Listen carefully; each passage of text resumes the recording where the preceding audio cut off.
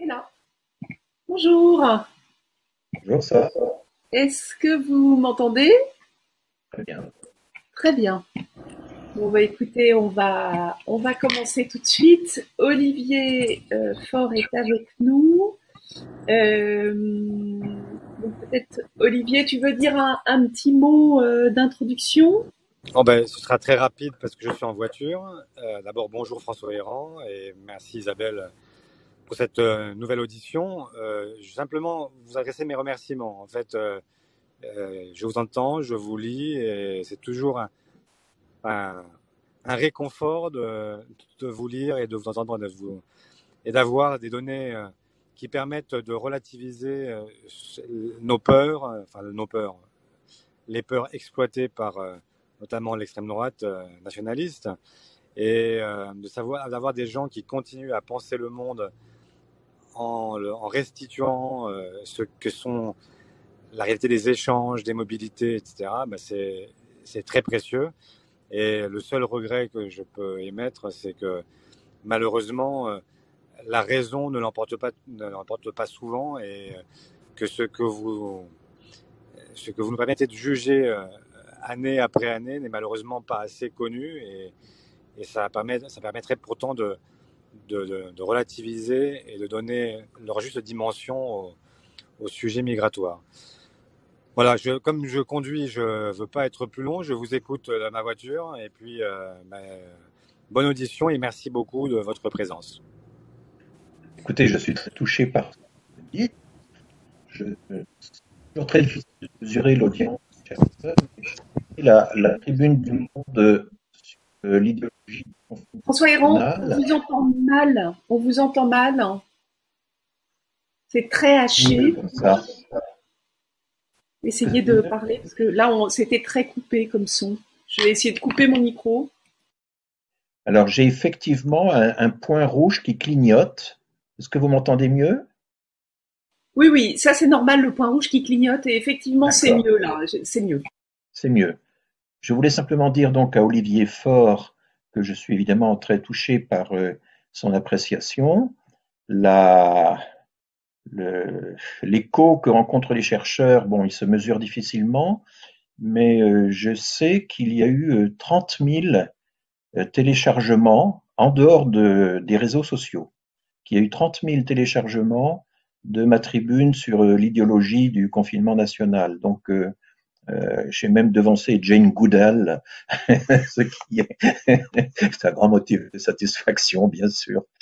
Bon, même si je l'aime beaucoup, mais voilà. Donc, et puis, si vous voulez, il y a des choses qui évoluent tout de même. J'avais eu en octobre, j'ai été auditionné par trois commissions parlementaires et au total 50 députés, un peu plus de 50 députés ont eu l'occasion de recevoir, enfin de m'entendre, de voir mes données. Je leur ai distribué mes données. Donc ça, c'est nouveau. Je pense qu'il y a à la fois deux mouvements de sens contraire. Il y a les fake news, il y a euh, tous les mensonges à satiété. Puis en même temps, il y a tout le mouvement de fact-checking qui s'est quand même beaucoup développé aussi. Je trouve que pendant toute la crise du Covid, la statistique comme bien public et non pas comme outil réservé aux dirigeants, eh bien la statistique comme bien public s'est formidablement diffusée. Il y a eu des progrès considérables accomplis par un certain nombre de médias, pas tous bien sûr, mais je trouve que voilà, il y a aussi des éléments qui sont positifs dans ces derniers mois, je trouve. Voilà. Mais tout ceci est, est assez complexe, n'est pas linéaire, bien sûr. Voilà, bah, écoutez, je suis prêt à répondre à vos questions. Mais écoutez, merci. Alors on vous présente pas, je crois que c'est pas nécessaire. J'imagine que la plupart de ceux qui sont derrière l'écran vous connaissent. Hein, donc pour vos travaux sur la question de l'immigration depuis au moins les années 2000, hein, donc ça fait quand même maintenant 20 ans que vous travaillez sur cette question, et effectivement avec cette espèce enfin, cette rigueur du travail du démographe, du sociologue, de l'anthropologue, et puis en même temps vous n'hésitez pas à aller vous positionnez, mais sans prendre position, à l'intérieur du débat public sur la question de l'immigration, qui est une question où, selon votre formule, la parole de raison est rare et que, en revanche, le discours de la peur est plutôt omniprésent.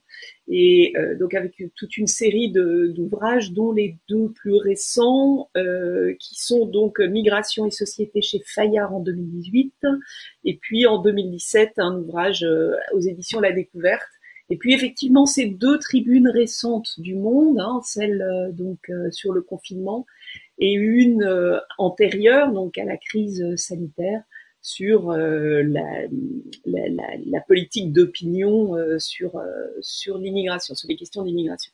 Alors, première question, je voudrais que vous reveniez sur donc ce qui a fait le cœur de cette tribune récente dans Le Monde, où vous dénonciez, enfin où vous soulignez plus exactement les dangers de ce qui pourrait devenir une idéologie du confinement, enfin, derrière la politique du confinement, une idéologie du confinement qui viserait, dans cette politique d'opinion sur la question de l'immigration, en fait, à devenir une politique d'immigration.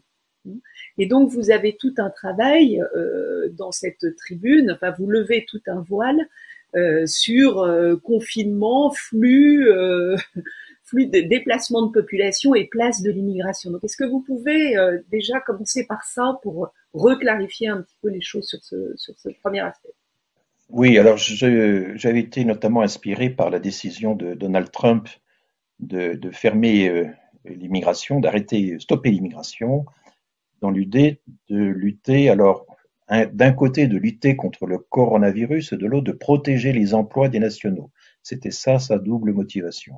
On voit qu'en Hongrie, le même genre de raisonnement était tenu, et surtout le Rassemblement national chez nous dit mais voyez, fermer les frontières, c'est ce que nous avons toujours demandé depuis très longtemps, et évidemment c'est la fermeture des frontières vis-à-vis de l'immigration et pas vis-à-vis de tout le monde. Alors je me suis amusé dans la tribune à mettre en contradiction les propos de Philippe de Villiers qui d'un côté dans le Point, je crois, hurle contre le fait que le tourisme, n'est-ce pas, a été malmené par le gouvernement, et puis de l'autre se réjouit que le sens des frontières soit enfin revenu, pour lequel il avait toujours plaidé. Mais en fait, évidemment, quand on regarde le Puy du Fou, il revendique une clientèle internationale, le site est en plusieurs langues jusqu'au russe et au chinois. La part des étrangers ne cesse de monter, ils sont classés au premier rang des parcs de loisirs par TripAdvisor, etc. Donc je trouve ça intéressant, cette contradiction entre le haro sur la mondialisation et évidemment le fait que finalement on est victime de la fermeture des frontières quand on est à la tête d'une grande institution de loisirs, mais on pourrait généraliser ça évidemment à toutes les institutions culturelles. Je rappelle que le Louvre est le premier monument du monde par la fréquentation parce qu'il vend les 3/4 de sa billetterie à des étrangers. Et on voit à quel point la culture souffre en ce moment. Alors, ce que j'ai essayé de rappeler, c'est que la mobilité migratoire n'est qu'une partie de la mobilité mondiale. Cette mobilité mondiale, on la connaît par les compilations de l'Organisation mondiale du tourisme. C'est énorme. Et la France est le premier pays au monde par le nombre de passages de frontières enregistrés chaque année. C'est quasiment 90 millions. On prophétisait le passage, la barre des 100 millions pour 2020. Évidemment, ça ne sera pas le cas à cause du Covid. Mais ce qui est intéressant, c'est que c'est un mouvement, c'est une lame de fond. C'était dans le monde entier, il y a 1,4 milliard de passages de frontières en 2019, et il n'y en avait que 0,9 10 ans plus tôt. Une augmentation de 50% de la mobilité internationale, des voyages internationaux en seulement 10 ans. Et donc l'idée qu'on va pouvoir revenir en arrière, qu'on va pouvoir interdire finalement aux jeunes de voyager à l'étranger, aux actifs de faire des affaires avec le monde extérieur, aux retraités d'aller enfin découvrir le monde, ce qui est quand même un des droits qui a été acquis récemment, même si on peut critiquer les croisières à grande échelle et tout ce que l'on veut, mais tout de même, ce mouvement de parcourir le monde, c'était quelque chose qui s'est amplifié considérablement. Et bien sûr, il y a des, des considérations écologiques à faire. Il faut lutter contre les externalités négatives, comme disent les économistes, produites par les voyages aériens. Il faut, et les sociétés, les compagnies aériennes s'y emploient d'ailleurs, à essayer de limiter les nuisances liées à ces voyages. Mais l'idée que, enfin voilà, moi je ne vais pas, si je suis invité au Chili, si je suis invité en Estonie, je suis invité aux États-Unis, je ne vais pas attendre le prochain catamaran pour pouvoir faire le voyage. Hein.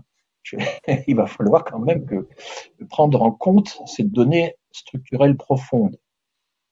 Et la deuxième chose, c'est que sur cet ensemble de voyages internationaux considérables, 90 millions pour la France, devant les États-Unis, devant l'Espagne, devant l'Italie, le record mondial, eh bien, les migrants, les personnes qui entrent en France chaque année dans l'intention de migrer, même en exagérant les chiffres au maximum, même en faisant une hypothèse a fortiori maximaliste, ça n'est même pas 1% de l'ensemble des passages de frontières. C'est 0,6% si on prend l'idée qu'il y a 540 000 personnes qui entreraient chaque année. Compliqué, on n'a pas des chiffres absolument précis. Il y a des doubles comptes. Hein. Quand on regarde les 270 000 titres de séjour d'au moins un an qui sont délivrés chaque année en France, une part non négligeable de ces titres de séjour concerne des personnes qui sont là depuis très longtemps. Sont en fait des régularisations de personnes qui reçoivent finalement des titres familiaux, estudiantins, etc., parfois de travail, mais qui ont dû changer de procédure de guichet avant d'en arriver là. Donc, on ne peut pas les recompter deux fois les années suivantes. Je n'entre pas dans les détails techniques. Je crois que c'est important de rappeler que finalement, la migration internationale d'un pays comme la France, c'est entre un 150e, un 200e du passage de frontières que nous observons chaque année. Alors, voilà, on peut modifier les données du calcul. Si c'est un centième au lieu d'être un 200e, franchement, ça ne change pas les données fondamentales du problème. Et donc, quand on proclame qu'on va fermer les frontières, bien sûr, on sollicite dans notre cerveau notre imaginaire l'idée que fermeture des frontières, c'est d'abord la fermeture des frontières aux migrants. Et on finit par oublier, tellement c'est devenu normal, que la fermeture des frontières, c'est aussi le voyage international. Et l'essor de la migration depuis 10 ans, qui a été encore relevé par la Cour des comptes récemment dans un rapport du 5 mai, il est même inférieur à l'essor de la mobilité internationale, du voyage international dont je viens de parler. Voilà un peu les. J'aime bien effectivement, plutôt que de prendre position de façon subjective dans les débats et de signer des pétitions chaque semaine, parce que presque chaque semaine, je pourrais signer des pétitions, hein, c'est clair. Je préfère alimenter le débat. Je préfère alimenter le débat en données factuelles. Et je pense que c'est ainsi, mais enfin les politiques le font aussi à leur manière, qu'on peut relever le niveau du débat. Il ne faut pas fuir le débat, il faut relever le niveau, mais ce n'est pas en jetant une opinion subjective parmi d'autres qu'on y contribuera. Voilà un peu ma position. Alors, deuxième question, du coup, continuons à lever le voile sur un certain nombre de données et d'éléments factuels. Est-ce que vous pouvez revenir sur les chiffres à la fois peut-être de la mobilité internationale par zone géographique et à l'intérieur de cette mobilité, les chiffres réels de l'immigration. Je vous interrogerai ensuite sur leur évolution. Mais là, oui, dans une perspective de comparaison internationale, quelle est la situation de la France en termes de mobilité internationale et de phénomènes migratoires? Et à l'intérieur de ces phénomènes migratoires aussi, je pense qu'il faut zoomer un moment sur ce qui a été vraiment au cœur des débats, à savoir oui, la problématique des réfugiés. Là, je fais référence à votre article, à votre avant-dernier article du Monde, où vous relativisiez très très très fortement le chiffre qui était brandi notamment par le Rassemblement national, mais aussi par le gouvernement, sur la France qui serait le premier pays d'accueil en Oui. termes de réfugiés. Alors, je ne vais pas revenir longuement sur les chiffres de la mobilité internationale. Ce sont des chiffres qui sont compilés par l'Organisation mondiale du tourisme, qui elle-même se fonde sur les données du ministère du Tourisme, enfin qui dépend actuellement du ministère des Finances, avec des données sur les visas, etc. Enfin bon, il se trouve que la France, notamment à cause de son patrimoine, à cause de ses milliers de kilomètres de côte, à cause de la diversité de ses paysages, est le premier pays au monde par le nombre de passages de frontières de la part de non-résidents, de personnes qui, donc la plupart du temps étrangers, qui vivent à l'étranger et qui viennent s'installer en France. J'ai vécu un certain temps aux Pays-Bas, je vais vous dire que les vacances des Néerlandais en France, c'est absolument fondamental. D'ailleurs, c'est leur grande inquiétude dans les journaux néerlandais en ce moment. La grande inquiétude, c'est est-ce qu'on va pouvoir passer nos vacances en France, en Espagne, etc. Euh, donc, on a des données assez solides là-dessus. Et Avec c'est. qui sont orientés comment principalement? Alors, évidemment, il y a la région parisienne, il y a les côtes, Non, non, non, mais au il y niveau a international. Au niveau au international. niveau international. Alors, au niveau international, enfin, l'Europe représente à peu près 10% oui, des voyages internationaux, quelque chose comme ça, alors que c'est quand même un espace relativement petit. Nous devançons les États-Unis qui ont 80 millions, 83 millions d'entrées par an, l'Espagne qui est à 80 millions, l'Italie qui est un petit peu en dessous, etc. Donc voilà, nous sommes. Alors attention, ces millions de passages chaque année, c'est seulement du tourisme pour 60% à peu près. Le reste, c'est des visites familiales, des visites professionnelles. Il y a les pèlerinages, c'est très important. Songez par exemple au niveau mondial à ce que le Hajj peut mobiliser comme monde d'habitude, mais enfin Lourdes, c'est pas mal non plus. Donc il y a là aussi dans ces chiffres tout ce qui est activité professionnelle temporaire, tout ce qui est mission, c'est inclus là-dedans. Mais il n'y a pas les frontaliers, parce que les frontaliers ne changent pas de résidence, simplement ils franchissent chaque jour la frontière et en gros, il y a quelque chose peut-être comme 400 000 frontaliers qui vont euh, travailler à l'étranger et réciproquement peut-être seulement 150 000 frontaliers étrangers qui viennent travailler en France. Donc voilà, ça n'inclut pas seulement le tourisme, mais beaucoup d'activités et ça fait partie, je dirais, de la mobilité normale. Quoi. C'est quelque chose qui. Alors là-dedans, donc on peut dire qu'une partie de cette mobilité qui n'est pas de la migration va aboutir à de la migration. Ça c'est évidemment une petite zone grise entre les deux. Et la migration, alors j'entre un petit peu plus précisément dans les chiffres. On a d'abord cette source fondamentale qui est les titres de séjour, les premiers titres de séjour d'au moins un an délivrés par les Pardon, préfectures. une question avant que vous rentriez dans Oui. la migration. Dans les flux entrants, d'où viennent principalement les Ah, flux entrants pour la France? Quels sont dans les écoutez, là, 80 millions? je n'ai pas les chiffres en tête, mais enfin, c'est quand même fondamentalement l'Europe. Ensuite, évidemment, le continent nord-américain et l'Asie. Et l'Afrique vient assez bas. C'est d'ailleurs une des raisons qui font penser que le voyage international ne cessera de se développer, c'est le fait que vous avez encore des continents entiers qui sous-voyagent en quelque sorte, qui ont encore très peu de mobilité et qui devraient à l'avenir effectivement connaître davantage de mobilité.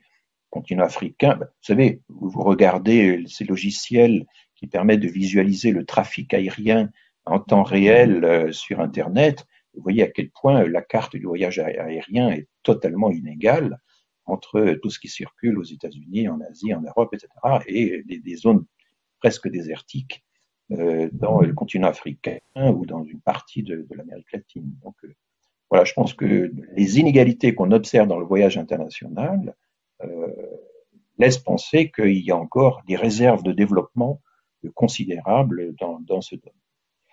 Alors, si je pense avoir répondu à votre Oui, question.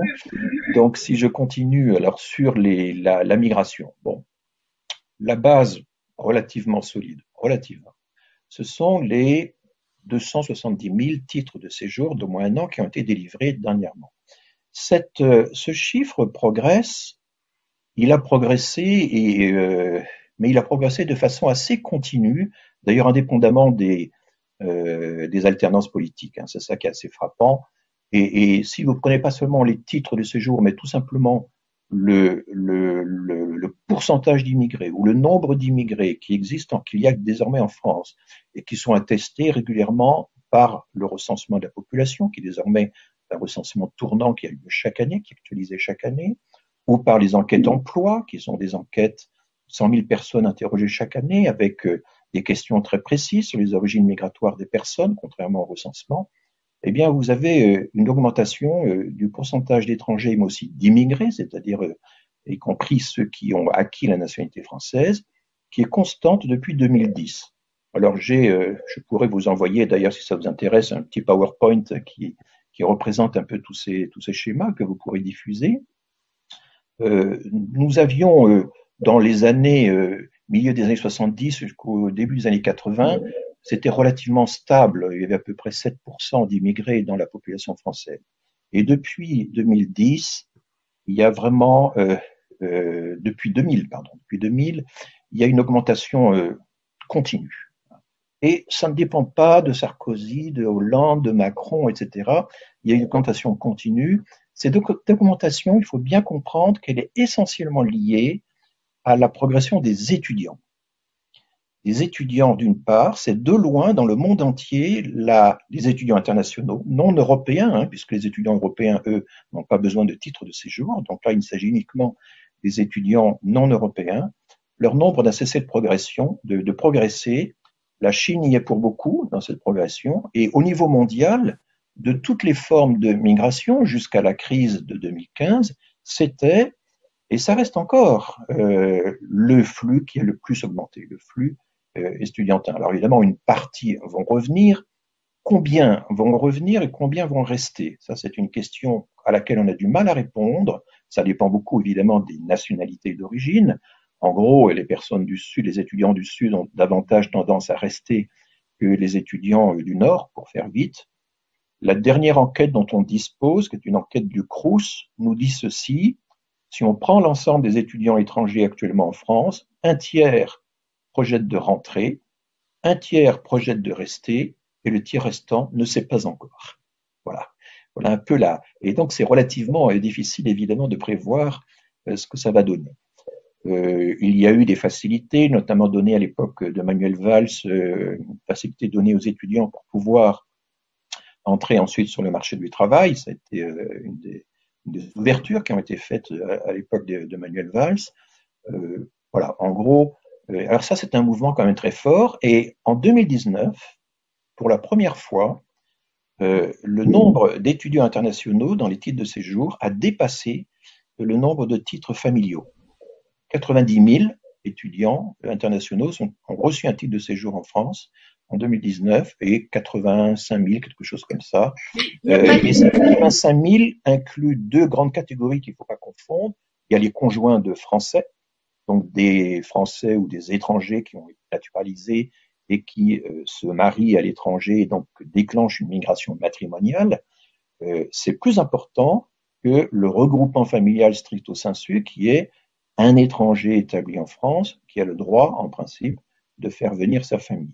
Dans la pratique, le regroupement familial est très réduit, très très réduit. Il est subordonné à tellement de conditions restrictives concernant le niveau de ressources, la surface de l'appartement, la connaissance de la langue, les temps d'attente, etc., que finalement, le regroupement familial représente à peu près 12 000 personnes par an sur les 90 000 titres familiaux. C'est donc très faible. Donc la migration familiale, elle est extrêmement stable depuis une quinzaine d'années. Elle est vraiment très très stable, elle est tout à fait contenue. Et donc l'idée qu'il faudrait s'en prendre au droit au regroupement familial, aux conventions internationales, pour limiter la migration est une idée qui est quand même soutenue de plus en plus, non seulement par l'extrême droite, mais c'était dans le programme de François Fillon, c'était dans le programme de Nicolas Sarkozy dans sa tentative de reconquête de la présidence. Il y avait l'idée, mais écoutez, on a fait du juridisme, on s'est laissé avoir, laissé piéger par les conventions internationales. Il faut désormais avoir le culot de dire que la France devrait se retirer de ces conventions et renégocier le retour. Bon, c'est extravagant, hein, c'est extravagant parce que ces conventions internationales ont été signées par un nombre considérable de pays et la base, c'est le palais de Chaillot, hein, c'est 1948 et c'est pas en un tournement qu'on va pouvoir se retirer de ça. Mais en réalité, nous ne sommes pas piégés par des conventions internationales qui nous seraient imposées de l'extérieur. Tous ces flux sont relativement contenus et ces délégations de souveraineté, en quelque sorte, nous les avons souverainement acceptées. Donc le problème n'est pas là. Alors sur les étudiants, il y a eu la tentative de taxer lourdement les étudiants étrangers. Évidemment, ça visait a priori plutôt les étudiants du Sud qui étaient évidemment proportionnellement les plus taxés.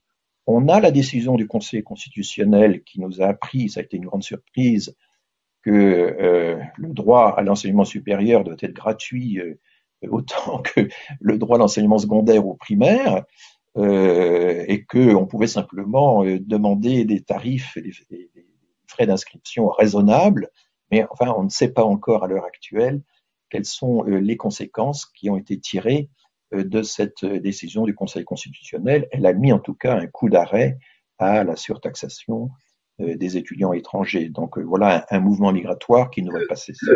Que les établissements universitaires avaient, pour l'essentiel, refusé d'appliquer de toute façon. Oui. Donc il n'y avait pas d'effet. C'est ça ma question. Il n'y avait pas eu d'effet donc sur les chiffres de la migration sur les étudiants. On l'a pas observé. On a absolument, en 2019, on n'a rien observé de tel, au contraire, puisque, comme je vous l'ai dit, le nombre des titres de séjour délivrés aux étudiants a continué de progresser et a dépassé pour la première fois les titres familiaux. Alors après, quand on prend les autres titres, le travail, il y a eu une augmentation assez modeste de la migration de travail, puisque Sarkozy, dans la loi de 2006, quand il était encore ministre de l'Intérieur, avait réintroduit la fameuse immigration choisie, l'introduction directe de travailleurs, mais à des conditions telles, au compte-gouttes. Donc, au lieu d'avoir 3000 personnes ou 4000 personnes par an, on en a eu 8000. Enfin, c'était peanuts par rapport à l'ensemble des 190 000 titres annuels délivrés à l'époque. Ça a augmenté plus récemment, on en est à quelque chose comme 12%, 13% des titres de séjour sont des titres de travail. C'est très très faible comparé à d'autres pays où c'est souvent 20-25% des titres qui sont des titres de travail. Je ne parle pas de l'exemple du Canada où là on atteint 65, quasiment presque 65% des titres de séjour accordés par le Canada sont soit les travailleurs directement sélectionnés par les provinces ou par l'État fédéral, soit leur famille qui est prise immédiatement. Hein. C'est même pas un regroupement familial, c'est un groupement familial immédiat. Donc on est très très loin et quand on érige parfois le modèle canadien que le système à point, on oublie complètement, c'est ce que je rappelle régulièrement, que le système canadien consiste essentiellement non pas à mettre des quotas, mais à fixer des objectifs. Ces objectifs, c'est 1% de la population canadienne en plus chaque année. C'est-à-dire, comme ils sont un peu plus de 30 millions, 300 000 personnes supplémentaires, ce qui, chez nous, qui sommes 2 fois plus peuplés, c'est comme si on disait, on va accueillir 600 000 personnes. Et ils se fixent des objectifs qui croissent avec le temps. Ce sera 600 000 cette année, ce sera 300 000 cette année, 320 000 l'année prochaine, 350 l'année suivante. C'est une façon pour eux de régulariser en quelque sorte le flux, de lisser le flux, mais très souvent quand la droite parle du modèle canadien, c'est dans l'idée que ce serait des quotas restrictifs. Et là, il y a eu, à l'automne dernier, c'était assez intéressant parce que lorsque Castaner a parlé des quotas, c'était dans un sens très restrictif. Puis ensuite, Madame Pénicaud, elle, qui connaît la situation canadienne très bien, a changé de discours et finalement a dit mais non, ça permettrait aux entreprises qui manquent de main-d'œuvre de pouvoir embaucher davantage. Et la droite qui s'était réjouie de l'annonce de M. Castaner sur enfin, on ose parler directement d'un politique de quotas. C'était Édouard Philippe, d'ailleurs, qui, dans un discours au Parlement, avait dit « Je n'ai pas peur de parler des quotas ».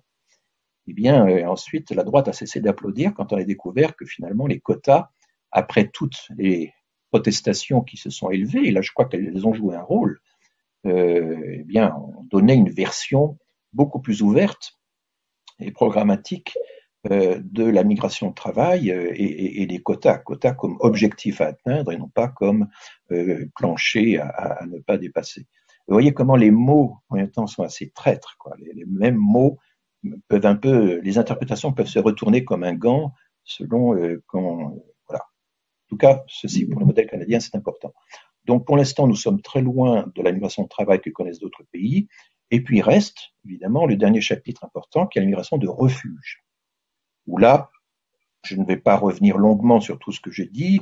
Effectivement, c'est quand même très élémentaire de regarder les chiffres relatifs et pas seulement les chiffres absolus par million d'habitants, compte tenu, on pourrait même dire compte tenu de l'étendue du territoire, compte tenu finalement de nos capacités d'accueil fondamentales qui sont la population, le PIB, compte tenu du PIB également, eh bien nous ne sommes pas en première ou en deuxième position en Europe, nous sommes entre la 12e et la 15e position, voilà, quelque chose comme ça, dans une moyenne relativement médiocre, même s'il est vrai que les 2 dernières années ont vu le nombre de demandeurs d'asile augmenter, c'est tout à fait clair, et rattraper un petit peu celui de l'Allemagne, mais comme j'ai souvent dit, l'Allemagne descendait de l'Everest et nous grimpons lentement les pentes du Morvan, hein, c'est un peu ça la comparaison.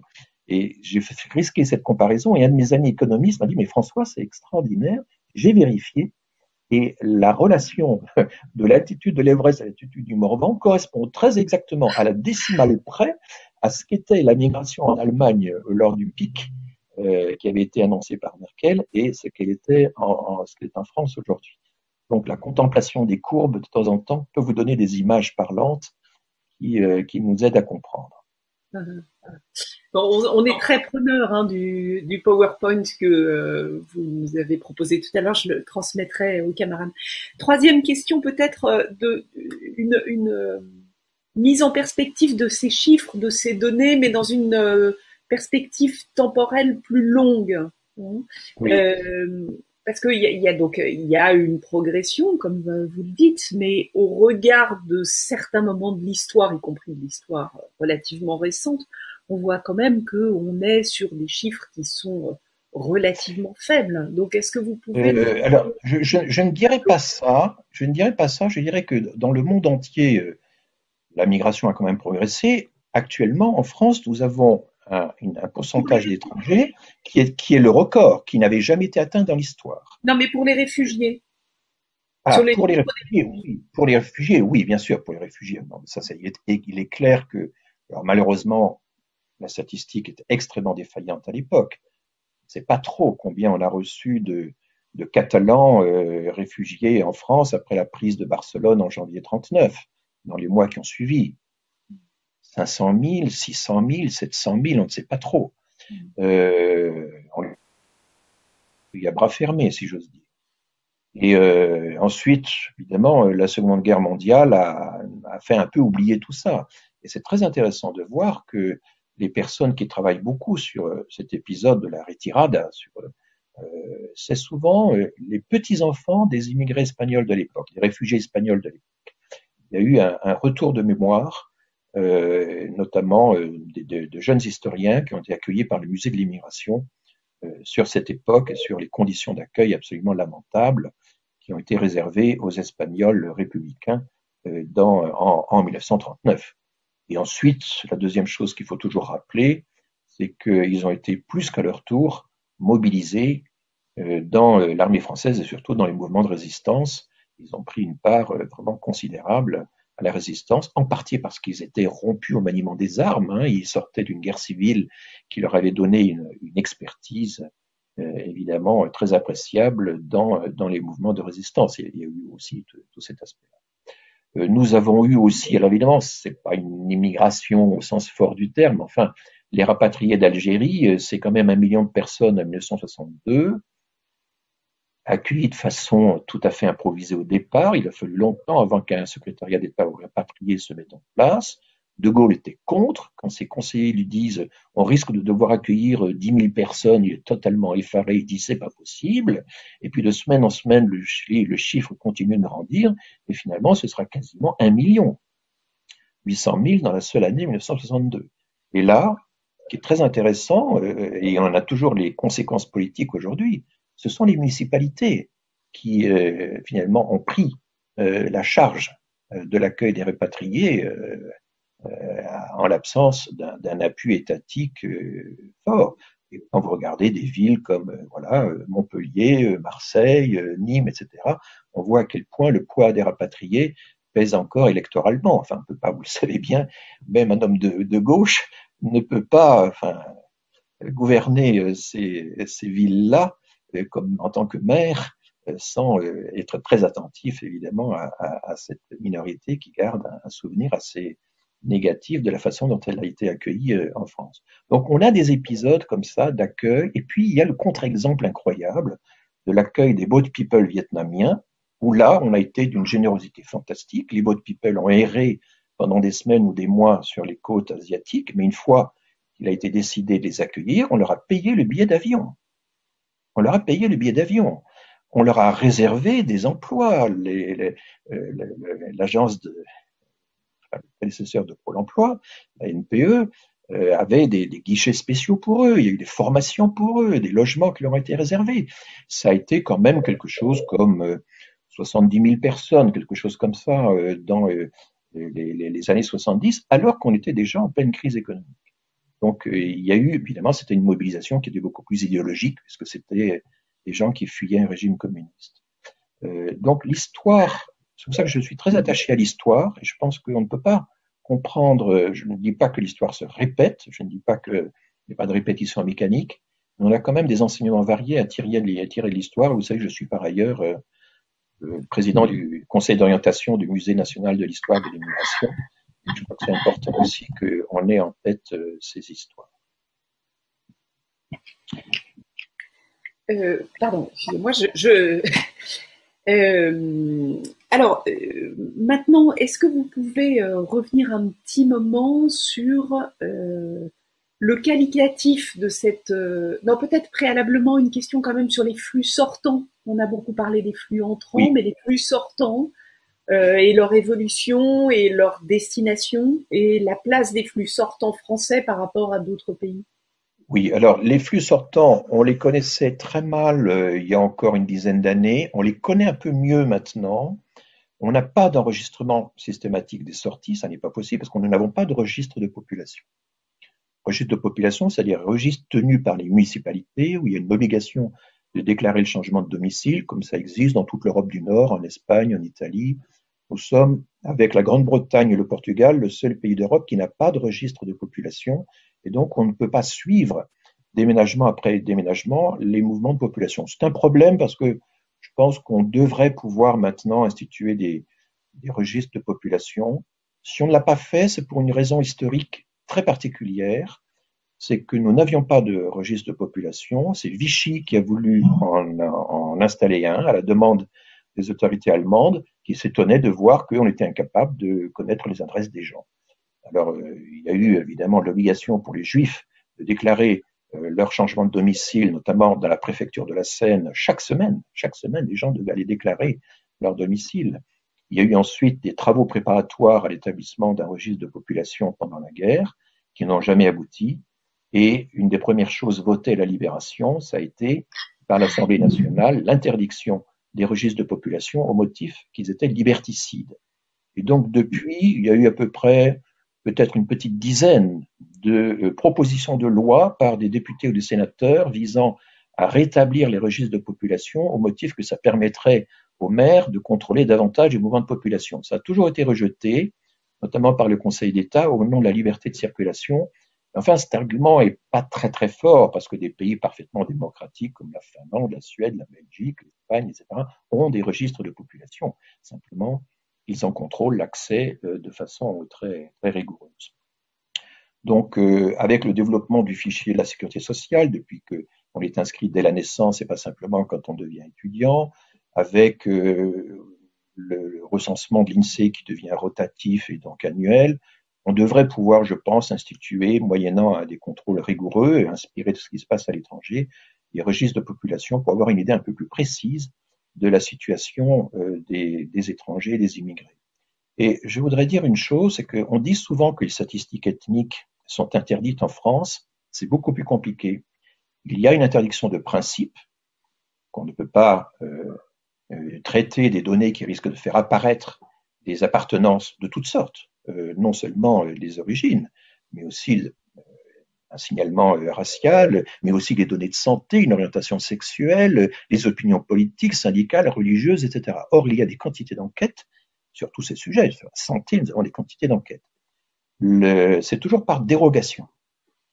C'est par dérogation que la CNIL, et aujourd'hui avec le règlement général européen sur la protection des données, que la CNIL vérifie en fonction de la finalité de l'enquête, du fait que c'est pas exhaustif mais que c'est un échantillon, du fait qu'il y a un consentement des personnes, du fait qu'on avertit loyalement les personnes de la finalité de l'opération, etc., etc., la protection des données, l'anonymisation des données, toutes ces garanties font que nous avons des dérogations, notamment nous les chercheurs, pour poser des questions sur les pays d'origine. Et je vous signale que dans l'enquête emploi, qui est la grande enquête de référence sur l'emploi en France, eh bien, il y a non seulement le pays d'origine et la première nationalité des personnes interrogées, mais aussi de leurs parents.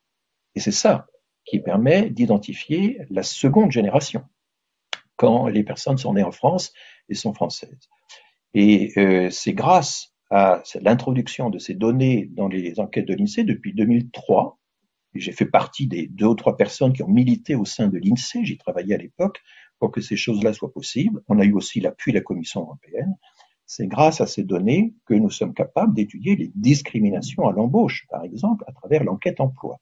L'INSEE a multiplié les enquêtes sur le sujet. Donc, je rappelle aussi que les données religieuses existent. Il y a au moins 3 ou 4 enquêtes de la statistique publique où il y a la religion en clair. Et là encore, c'est toujours par dérogation. Je dirais qu'une 90% du savoir que nous détenons en France sur les trajectoires des migrants, sur la santé, mais aussi sur les opinions politiques, sur la sociologie de la religion, etc., 90% de ce savoir, c'est un savoir par dérogation. Ça n'est pas c'est permis à condition que, c'est plutôt du genre, c'est interdit sauf si. Voilà un peu le statut. Donc, quand on me demande est-ce que vous êtes pour ou contre les statistiques ethniques, je ne peux pas répondre par oui ou par non, ça n'a pas de sens. Je dois dire c'est permis à condition que, il y a, voilà, c'est comme prenez la route, mais il y a un code, il y a des tableaux de bord, il y a des gendarmes, il y a etc. Un des problèmes que je pose maintenant, et je voudrais juste attirer votre attention là-dessus, on a eu beaucoup dans les journaux récemment à propos du Covid, beaucoup d'interrogations, par exemple sur la surmortalité par Covid en Seine-Saint-Denis. Vous avez vu, le 4 avril, une dépêche de l'AFP, suite d'une publication de l'INSEE sur la surmortalité dans le 93, a interrogé une quinzaine d'acteurs nationaux et locaux pour essayer de comprendre à quoi tenait la surmortalité en Seine-Saint-Denis. Et en gros, on suspecte qu'il y a 2 grandes causes. Il y a les conditions de vie, l'habitat, le surpeuplement du logement, mais qu'il y a aussi le fait que c'est les premiers de corvée, comme on a pu le dire, sont surreprésentés dans ces populations, étaient obligés d'aller travailler, de fréquenter les transports en commun, et qu'une partie d'entre eux ont été en première ligne dans le combat direct dans les hôpitaux contre le coronavirus. Tout cela, on le suspecte, mais on ne le sait pas, faute de données.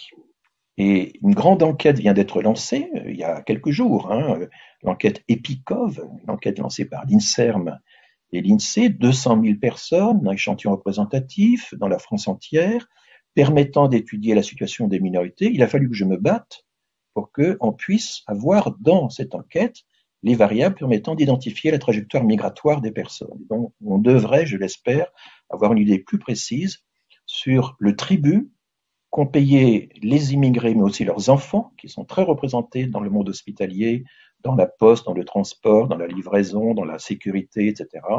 Le tribut qu'ont payé les immigrés et leurs enfants à l'épidémie du coronavirus. Donc pour l'instant, nous manquons assez cruellement de données. Je pense que c'est quelque chose qu'on devrait pouvoir améliorer à la sortie de la crise, en essayant de faire en sorte que la statistique publique, qui est très lourde, très administrative, puisse devenir une statistique d'urgence au service de la décision quand on en a besoin.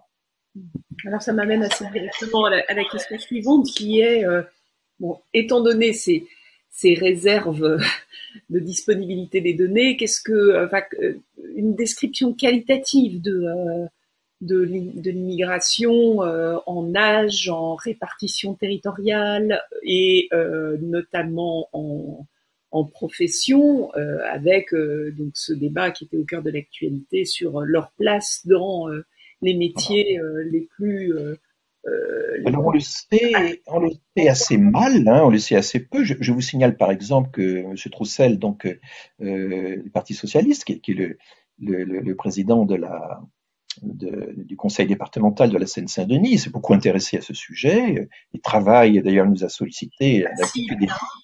Je regarde s'il est derrière l'écran, mais je ne comprends pas. En tout cas, il nous a sollicité l'Institut des migrations que je dirige pour qu'on puisse travailler avec lui sur la qualité du recensement, sur les mineurs non accompagnés, sur une série de sujets comme cela. Donc, nous sommes attentifs à établir ce genre de lien, bien sûr. Et le conseil départemental de la Seine-Saint-Denis vient de publier un document très copieux sur justement la surreprésentation des professions de première nécessité, n'est-ce pas, en Seine-Saint-Denis, le lien qu'il y a entre la mortalité et cette structure professionnelle, etc. C'est très intéressant, mais vous remarquerez que dans ce rapport, qui est assez long, il n'y a pas un seul mot sur la migration, par faute de données. Et ça, c'est quand même très gênant. C'est-à-dire que si un jour on veut, par exemple, manifester notre reconnaissance à l'égard des immigrés qui ont été, plus qu'à leur tour, pris, engagés dans la lutte contre le coronavirus, eh bien, cette reconnaissance ne peut pas s'appuyer sur une connaissance. Et je trouve que c'est quand même dommage. Alors, bien sûr, il y a des précautions à prendre, etc. Mais je rappelle que ce genre de données figure dans l'enquête emploi de l'INSEE et devrait pouvoir se retrouver un peu plus systématiquement dans les enquêtes. Voilà, c'est un peu le. Alors, donc, on a de temps en temps des exploitations d'INSEE qui nous permettent de savoir quelle est la part des immigrés et de leurs enfants, c'est très important aussi, dans les différents métiers. Ils sont très représentés dans tout ce qui est le nettoyage, la sécurité. À peu près 35% des emplois sont occupés par des immigrés et des enfants d'immigrés dans ces secteurs.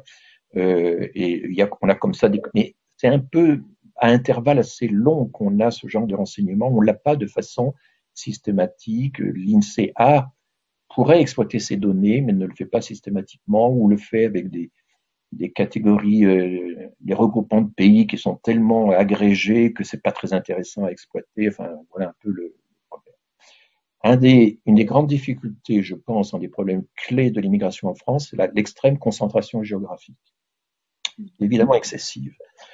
On sait que, par exemple, la Seine-Saint-Denis, vous allez dire que je suis obsédé par la Seine-Saint-Denis, mais enfin, c'est un peu un cas extrême qui illustre, reçoit chaque année une part beaucoup trop importante, 5% France entière, de toute la migration qui vient du Maghreb.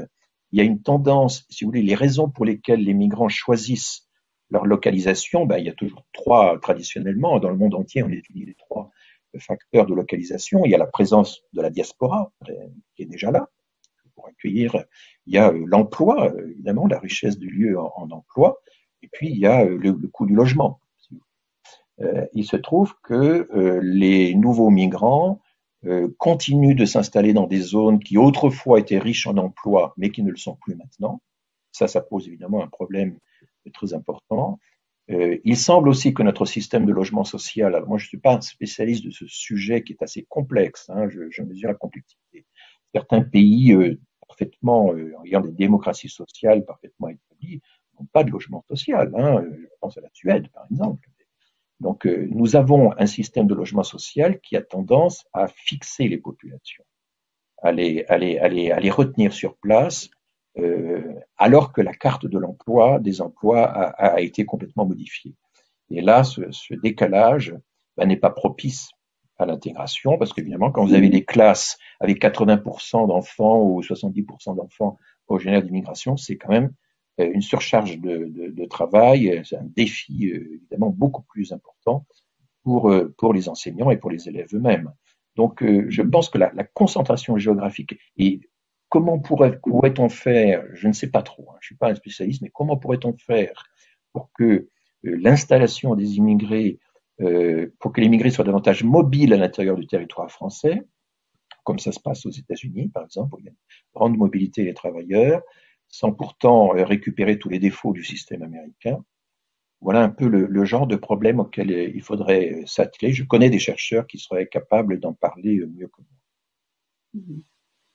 Euh, Dernière question, peut-être si on essaye d'être un peu prospectif, donc, et peut-être dans le long terme, sur les phénomènes migratoires et notamment tout ce qui concerne, alors au-delà de ce qui se produit là actuellement, mais en ce qui concerne notamment les problématiques d'environnement et de Oui, déplacement de population. Ça a été un grand débat, il y a eu des points de vue très divergents apparemment sur les phénomènes migratoires, les flux migratoires liés aux questions environnementales.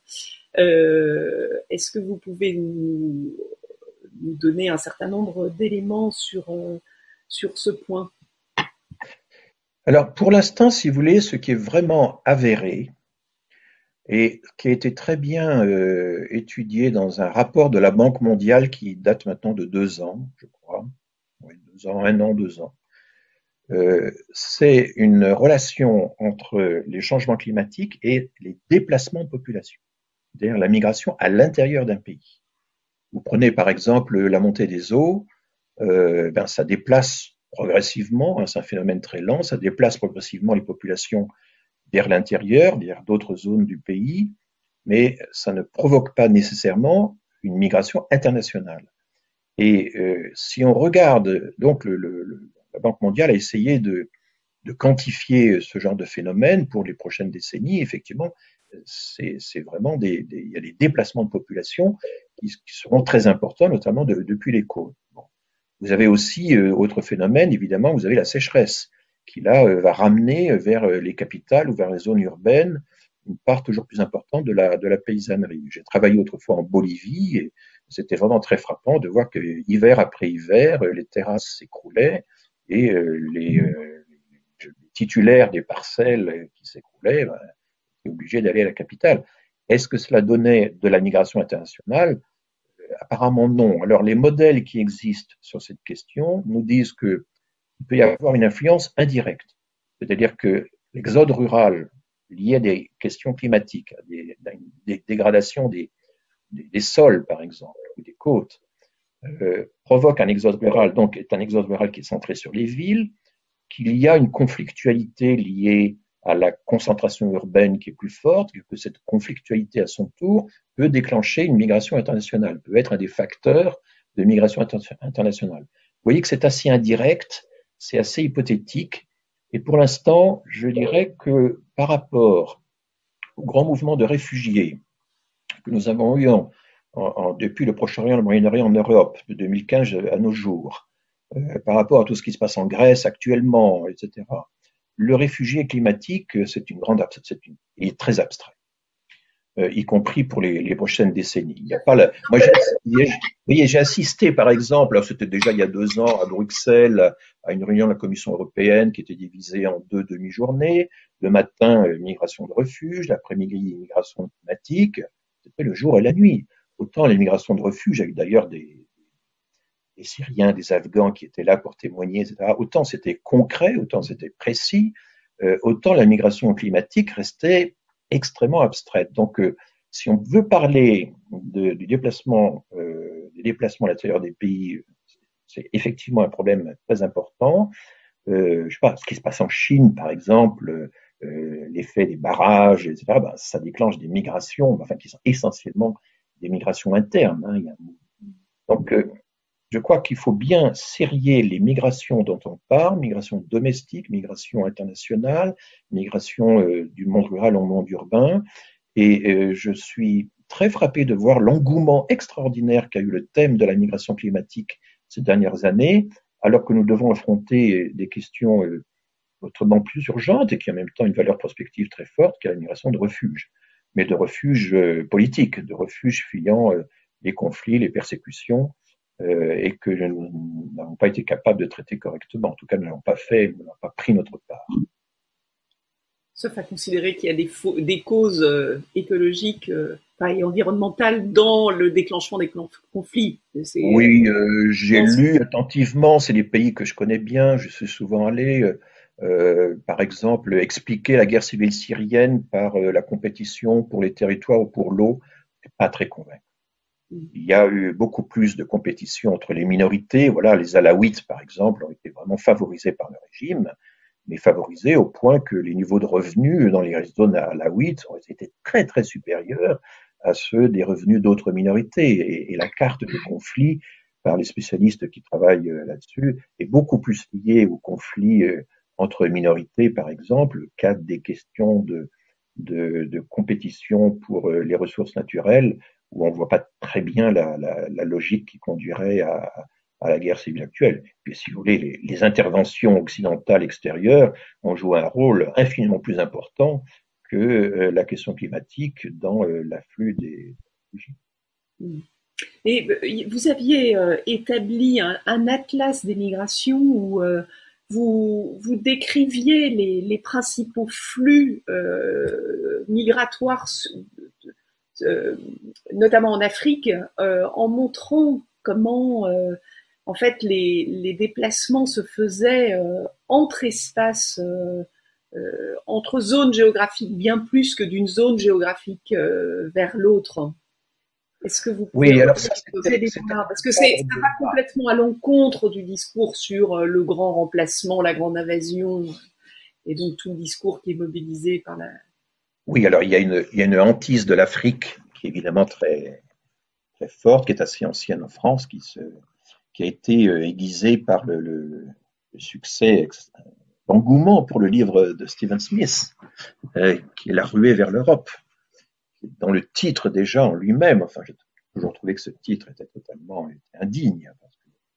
C'est un titre qui inverse la vieille formule, c'est la ruée vers l'Afrique, puisqu'on a appelé la ruée vers l'Afrique, c'est la façon dont toutes les puissances occidentales se sont ruées vers l'Afrique pour la coloniser à la fin du 19e jusqu'à la guerre de 14. Donc, inverser ça.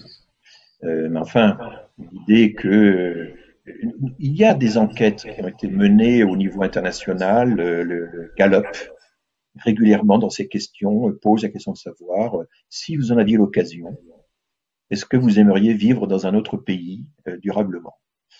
Et c'est interprété par certains comme étant un prédicteur des grands mouvements migratoires qui vont exister de par le monde. Alors c'est vrai qu'en Afrique subsaharienne, vous avez un tiers à peu près de la population des adultes qui dit oui, j'aimerais bien vivre ailleurs. J'aimerais bien m'installer définitivement dans notre pays. Mais vous regardez les Italiens, ils étaient 24% également à le dire. Et les Français, à peu près 20%. Donc il faut poser ces questions à tout le monde, à tous les pays. Et en fait, quand on prend soin de poser une question très précise, non pas simplement est-ce que idéalement, dans l'idéal, ideally, c'était l'adjectif utilisé, vous migreriez, vous émigreriez, on dit, mais est-ce que vous le feriez dans les 12 mois qui viennent? Est-ce que vous avez commencé à faire des préparatifs? Eh bien, à la fin, il n'y a plus qu'une fraction minime des personnes qui rêvaient de migrer. C'est-à-dire qu'entre le rêve et le projet, et puis le projet et la réalisation, il y a un abîme. Et donc, on ne sait pas, évidemment, combien d'Africains migreraient vers l'Europe s'ils en avaient les moyens. Le problème, c'est que justement, ils n'ont pas les moyens. Et ce qui est très visible à l'échelle internationale, je vais terminer là-dessus, c'est que, en fait, les pays qui migrent le plus dans le monde, les pays qui ont les taux d'émigration les plus forts, ce sont les pays qui, si on range l'ensemble des nations du monde sur une échelle du développement, l'indice de développement humain de 1 à 10, c'est les pays qui se situent au niveau 5, 6, à la moitié de l'échelle du développement. Là-dedans, vous avez les Balkans. 22% de la population des Balkans vivent à l'étranger. C'est un taux d'émigration énorme. Les Roumains, les Albanais, les Monténégrins, etc., etc. 22%. L'Afrique subsaharienne, c'est quelque chose comme entre 1 et 2% de l'Afrique subsaharienne qui vit à l'extérieur. Ce sont des taux d'émigration beaucoup plus faibles. Et donc, ce qu'on regarde quand on examine les flux à l'échelle internationale, c'est que les 3/4 des flux migratoires de l'Afrique subsaharienne vont vers d'autres pays d'Afrique subsaharienne. Songez par exemple à tous les Burkinabés qui travaillent en Côte d'Ivoire, par exemple, ou à tous les pays voisins qui sont attirés par le Nigeria. Donc, les pays qui émigrent le plus à l'échelle mondiale, c'est des pays qui sont en émergence de développement. La Géorgie, qui nous inquiète toujours, c'est un petit pays de 4 millions d'habitants, hein, en fait partie. Mais vous avez aussi là-dedans, vous avez la Turquie, vous avez l'Algérie, qui est exactement ce niveau de développement. Vous avez en fait, les aspirations à migrer existent un peu partout, y compris en Europe, mais les aspirations à migrer sont fortes dans des pays qui sont en voie de développement, au sens vraiment fort du terme, et où une partie de la population a les moyens de ces aspirations. Alors que l'Afrique subsaharienne est dans une situation complètement différente. Il y a l'aspiration à migrer, elle existe, mais il n'y a pas les moyens, très peu en tout cas, qui sont nécessaires pour pouvoir migrer. Et c'est ce qui explique le décalage considérable entre le désir de migrer, l'élaboration d'un projet et finalement la réalisation. Je ne vous entends plus. Pardon, excusez-moi, j'avais débranché mon micro. Je ne vois pas de questions de camarades sur la boucle, donc je vais continuer à poser à ce moment-là mes questions à moi qui me sont venues au fur et à mesure de la discussion. Moi, je voudrais quand même qu'on essaye enfin, que vous me donniez votre analyse de cette crispation quand même. Alors, il y a toujours eu des crispations de ce type, mais quand même ce retour de cette idéologie de la peur. Est-ce que c'est la corrélation est simple avec un moment de crise économique majeure? Donc dans les années 2000, ou est-ce qu'il y a d'autres composantes? C'est la fin d'une période des 30 glorieuses, de ce moment de développement, et puis là le monde se referme, et donc c'est à ce moment-là que ça se développe. Enfin, quelle analyse vous portez sur ce moment particulier et sur cette montée de ce repli nationaliste et populiste? On est un peu loin des factuels de la démographie et je crois qu'il y a un auteur quelqu'un qui a écrit un livre très intéressant sur ces questions-là récemment, c'est Pierre Rosanvallon, qui a écrit un livre sur je ne sais pas si vous l'avez interrogé d'ailleurs, ça pourrait être intéressant, mais il a écrit un livre publié un livre sur le populisme au début de l'année qui est extrêmement intéressant là-dessus et qui d'ailleurs fait des comparaisons très intéressantes avec le populisme sous Napoléon III. C'est tout à fait étonnant, mais aussi le populisme en Amérique latine. Enfin, il y a aussi la dimension à la fois historique et internationale. Bon, je pense qu'on est dans une période de difficultés économiques, de difficultés liées à la mondialisation, mais il y a aussi effectivement l'accroissement du nombre des immigrés. C'est vrai qu'on n'a jamais eu autant d'immigrés en France que maintenant. Ça, c'est vrai. C'est un phénomène objectif. En même temps, ce que les gens perçoivent, qui est quelque chose de très vrai, c'est que pendant longtemps, notre immigration, je ne vous entends pas là. Je sais pas, mon micro se coupe. Proportionnellement, on n'a jamais eu autant d'immigrés, même quand il y a eu les grandes vagues d'immigration intra-européenne. Proportionnellement, le chiffre était plus faible. La migration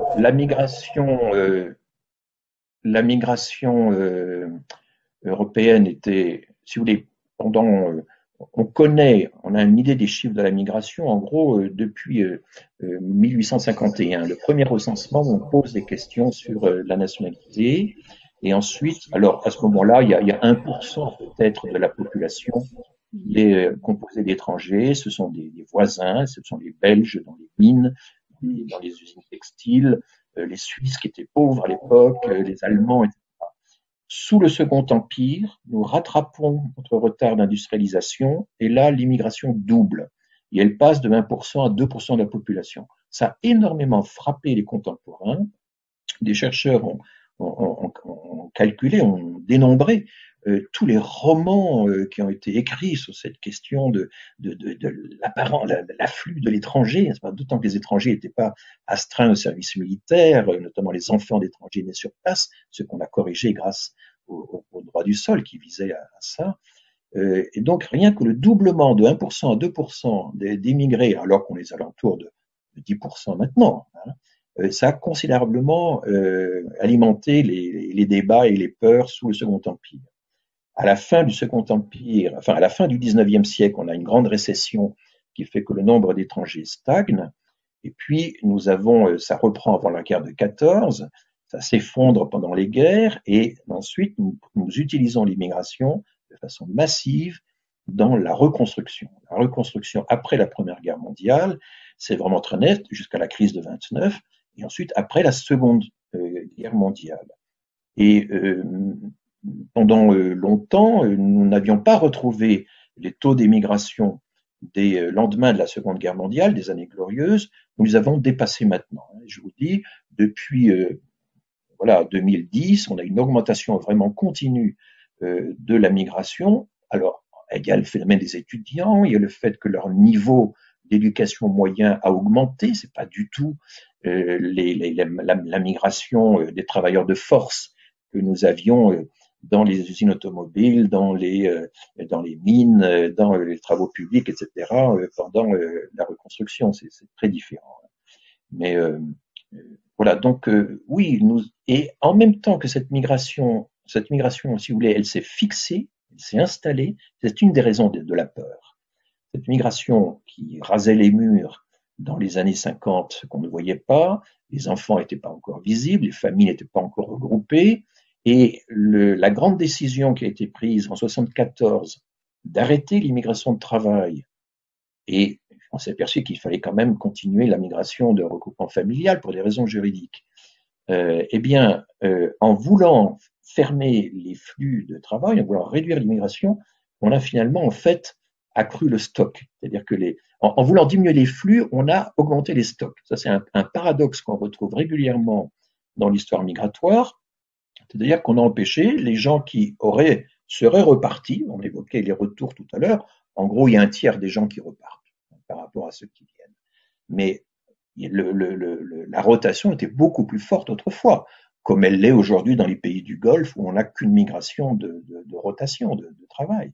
Donc il y avait cette migration de rotation qui était très forte. En fermant la frontière de migration de travail, on a bloqué les gens qui sont restés et ils ont préféré faire venir leur famille plutôt que de repartir une fois les gains désirés, les gains souhaités obtenus.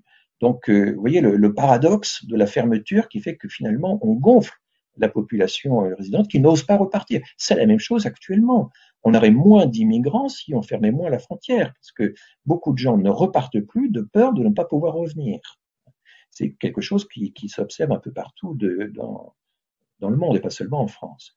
Donc, il reste, la seconde génération grandit, va à l'école, s'installe, entre sur le marché de l'emploi, avec cette circonstance dramatique qu'elle se présente sur le marché de l'emploi au moment où le chômage de masse s'est répandu.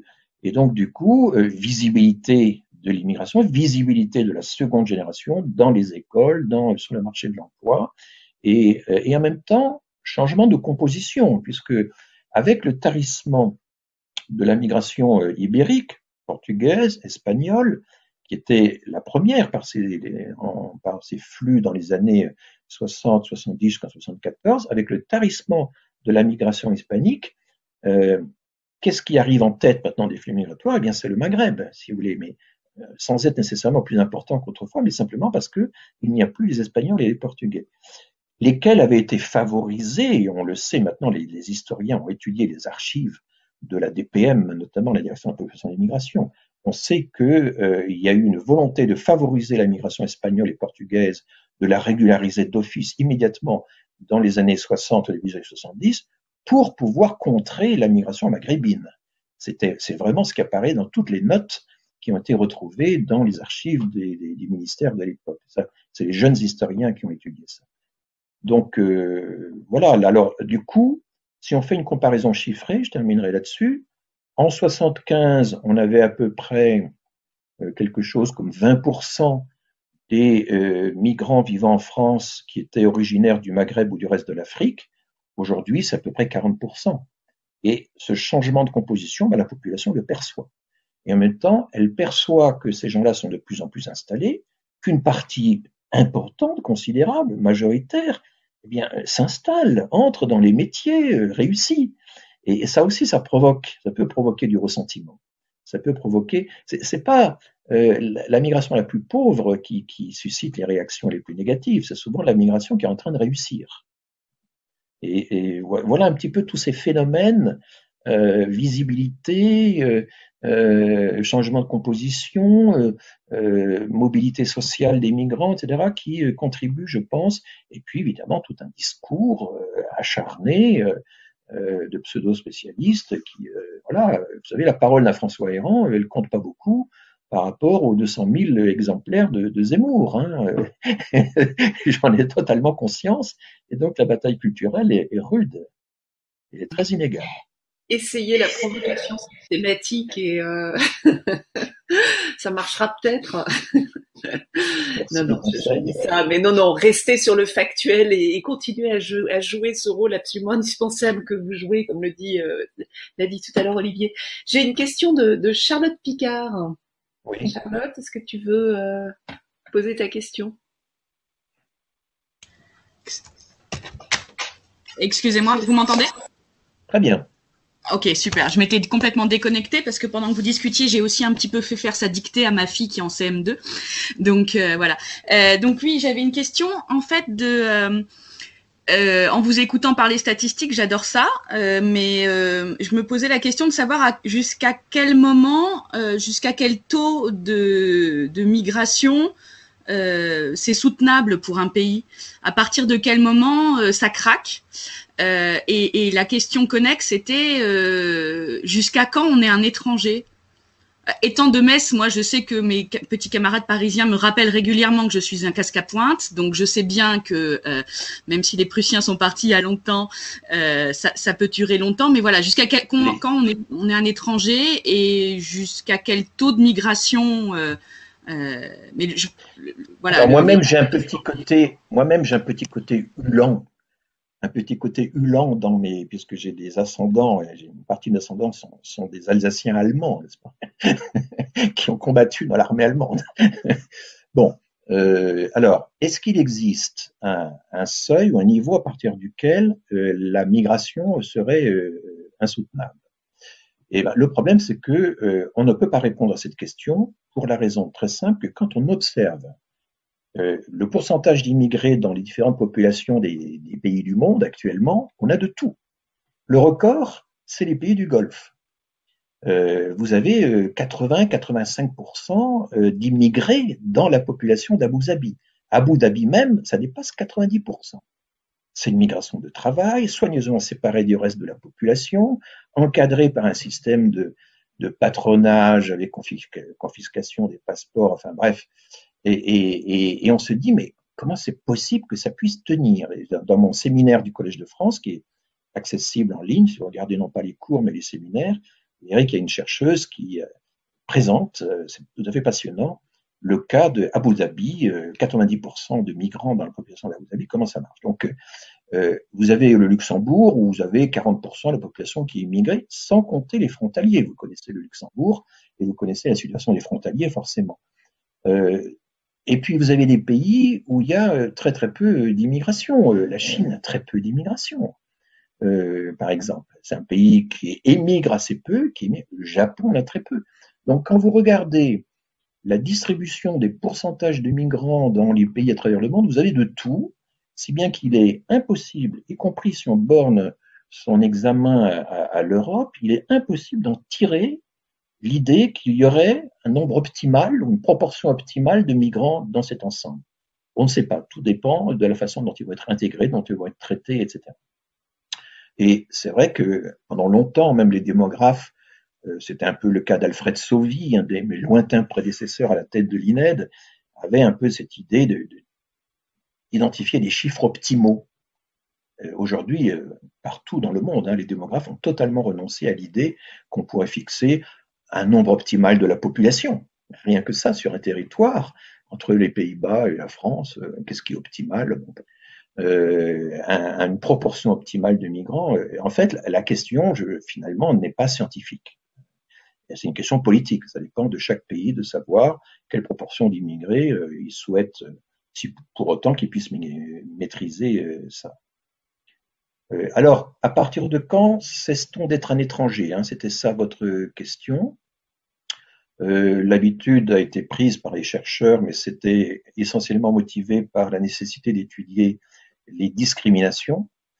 L'habitude a été prise, et c'est les Américains qui ont commencé, mais l'Europe a diffusé cette notion de distinguer les premières et secondes générations. La première génération, c'est celle qui a vraiment migré, qui est née à l'étranger, qui a franchi la frontière, qui s'est installée. Et puis la seconde génération, ce ne sont pas des migrants, ce sont des enfants nés sur place, nés dans le pays d'accueil des parents, et qui, après, en fonction de la législation, peuvent devenir français plus ou moins rapidement, peuvent devenir nationaux plus ou moins rapidement. Il y a des distinctions qui sont faites par les chercheurs entre la génération 1,5 et la génération 2. La génération 1,5, ce sont des enfants qui sont certes nés à l'étranger, mais qui sont arrivés tellement jeunes, si vous voulez, avant l'adolescence, que finalement ils ont été socialisés sur place en France, et au fond, ils sont vraiment très très proches des enfants qui sont nés sur place, ils sont arrivés jeunes. C'est ce qu'on appelle souvent la génération 1,5. Après, les chercheurs divergent sur le seuil, jusqu'à quel âge inclut-on une génération 1,5, c'est un détail. Il y a maintenant des tentatives pour essayer d'identifier la troisième génération, alors, dans des enquêtes. L'enquête trajectoire et origine, l'enquête Théo, il y a eu une enquête Théo qui a été passée en 2008-2009, qui est une autre grande source d'information sur les différents courants migratoires, qui était menée par l'INSEE, par l'INED, par d'autres chercheurs. Il y a un remake de l'enquête qui est sur le terrain en ce moment même et qui inclut des questions sur la troisième génération. Si on fait le bilan, quand on compte actuellement, quand on dit au fond, quelle est la proportion de personnes vivant en France qui est soit immigrée, soit enfant d'immigrés, on n'est pas loin de 25%. 11% peut-être d'immigrés, 12-13% d'enfants d'immigrés, on arrive à 23-24, voilà un peu, on est un habitant de la France sur 4, quasiment, pas tout à fait, et soit immigré, soit enfant d'immigrés. Si on remonte encore d'une génération, en incluant le fait d'avoir au moins un grand-parent immigré, je pense qu'on doit arriver à un tiers. Et du coup, c'est très important ça, parce que ça modifie radicalement tout le discours qu'on fait, par exemple, sur le coût de l'immigration.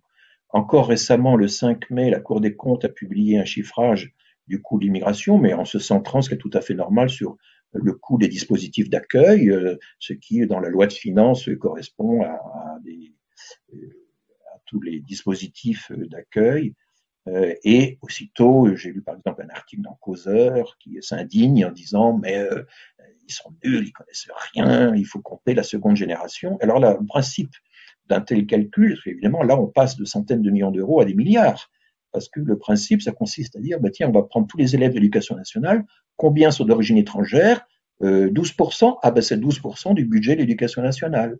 Et on applique ce genre de clé de répartition, évidemment, avec beaucoup de pifométrie, à tous les ministères les uns après les autres. Et à ce moment-là, oui, mais ça revient à se demander ce que coûte un quart de la population aux 3 quarts restants. Ça n'a aucun sens. Ça n'a aucun sens. Parce qu'à mesure qu'évidemment nous progressons dans le parcours de génération, évidemment, la distinction entre eux et nous perd de son sens. Et donc, je pense qu'avec un bilan sur 3 générations, on devrait arriver à peu près à un tiers de la population française qui a un lien avec l'immigration via les parents ou les grands-parents. Donc voilà un peu et ça c'est et ce qui est important, c'est pas seulement d'avoir une idée des chiffres dans tel ou tel domaine, mais de raccorder ça à des polémiques comme par exemple la polémique sur le coût de l'immigration, qui régulièrement veut remettre dans l'estimation des coûts des stocks, entre guillemets, de la seconde génération. Alors là, évidemment, quand vous êtes non plus dans des flux, c'est-à-dire ce que coûte l'accueil des nouveaux migrants, des primo-arrivants, mais que vous êtes dans une espèce d'estimation du coût de la vie, enfin de ce que coûtent les vies humaines, de ce que là, ça devient absurde. Je rappelle toujours que quand on est jeune, on coûte à la société, quand on est actif, on lui rapporte, quand on est vieux, on lui coûte à nouveau. Ben, les immigrants, c'est pareil, hein, nous sommes absolument dans la même. Ils cotisent moins parce qu'ils sont à des niveaux d'emploi un peu inférieurs, mais ils ont une proportion d'actifs qui est supérieure parce que ce sont des migrants qui sont venus pour ça. Et au total, toutes les études économiques qui ont été faites sur le coût relatif des migrants par rapport au coût pour la sécurité sociale, pour la protection sociale, pour le fisc, etc., montrent que les différences sont absolument minimes sont négligeables entre les deux populations qu'on a de plus en plus de mal à distinguer à mesure que les générations progressent. Voilà, j'étais un peu long dans ma réponse, je m'en excuse, mais j'espère vous avoir éclairé. Alors, moi, du coup, j'ai une autre question sur le coût de l'immigration. Il y avait eu des études qui avaient été faites sur les étudiants étrangers. Qui montraient en fait que les étudiants étrangers, donc c'était pris dans la polémique sur faire payer les étudiants étrangers notamment extra-communautaires, dans une situation internationale où effectivement les pays se battent plutôt pour accueillir des étudiants étrangers dans les établissements d'enseignement supérieur.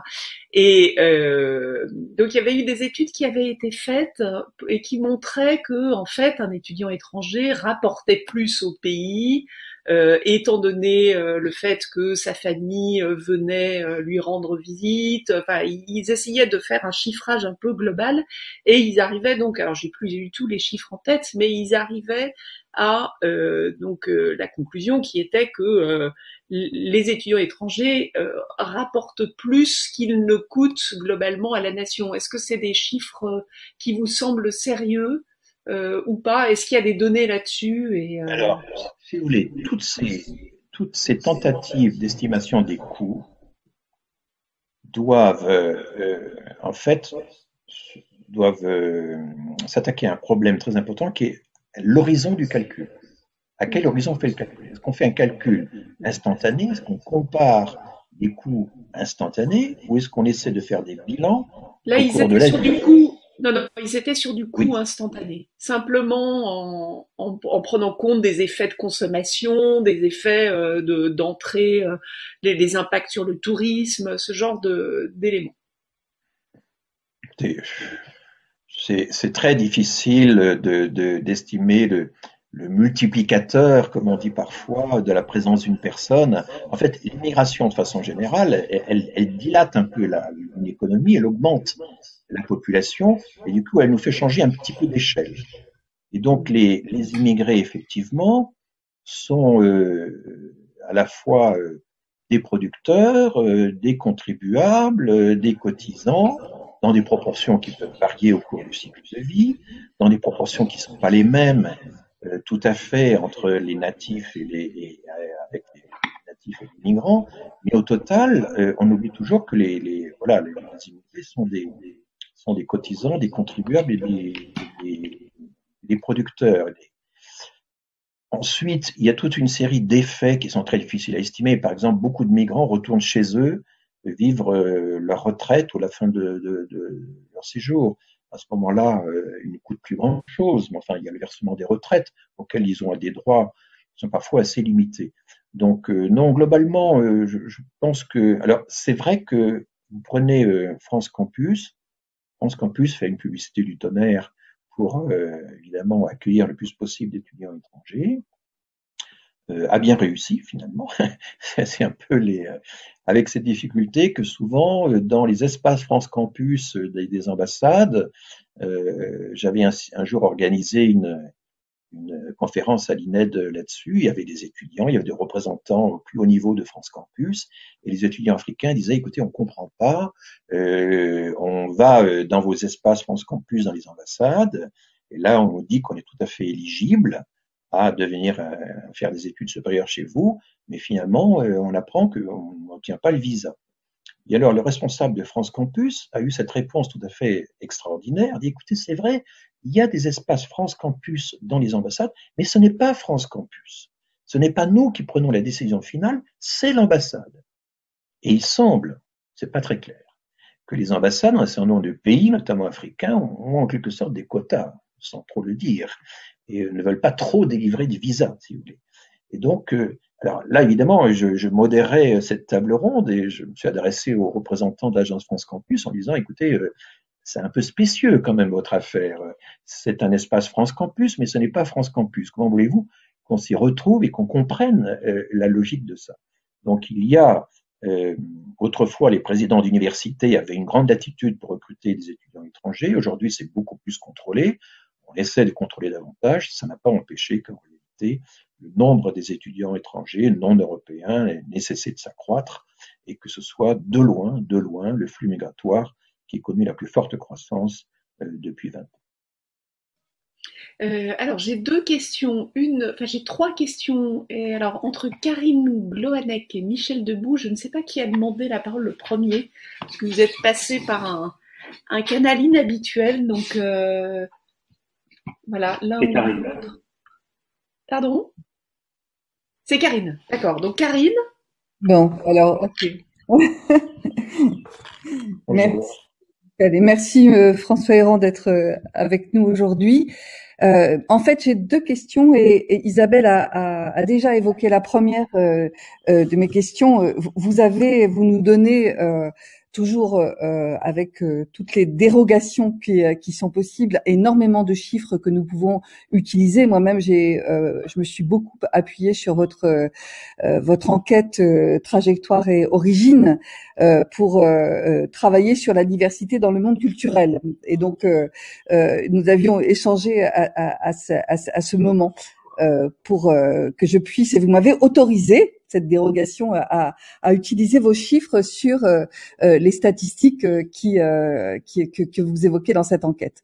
Je voulais poser la question en rebondissant sur celle d'Isabelle, de savoir pourquoi, avec toutes ces études qui sont faites et la manière dont vous abordez, parce que si la parole de François Héran vous pensez qu'elle n'est pas écoutée, moi je peux vous dire qu'elle l'est. Et avec tous ces chiffres, comment peut-on expliquer que le regard sur l'immigration reste toujours le regard de la peur, le regard de la souveraineté, le regard